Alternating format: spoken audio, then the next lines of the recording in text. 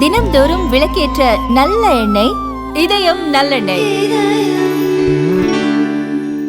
புதுச்சேரி நெட்டப்பாக்கத்தில் தடுப்பூசி போட்ட 3 மாத குழந்தை உயிரிழந்த சம்பவம் பெரும் கலக்கத்தை ஏற்படுத்தியுள்ளது.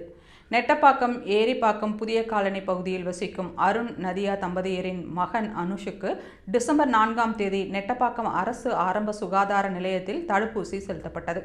அதன் பின்னர் குழந்தை சோர்வு மற்றும் காய்ச்சல் ஏற்பட்டதால் மீண்டும் பெற்றோர் மருத்துவமனைக்கு அழைத்துச் சென்றனர்.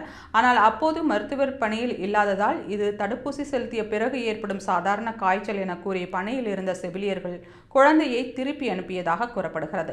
இந்நிலையில் நேற்று இரவு குழந்தை திடீரென உயிரிழந்தது. இதனால் அதிர்ச்சியடைந்த குழந்தையின் பெற்றோர், உறவினர்கள் மற்றும் அப்பகுதியைச் சேர்ந்த 100க்கும் மேற்பட்டோர் நெட்டப்பாக்கம் புதுச்சேரி சாலையில் திடீரென மறியலில் ஈடுபட்டனர். குழந்தைக்கு உரிய சிகிச்சை அளிக்காத மருத்துவ பணியாளர்கள் மற்றும் மருத்துவர்கள் பணியில் இல்லாத நிலையே இதற்கு காரணம் என அவர்கள் குற்றம் சாட்டினர்.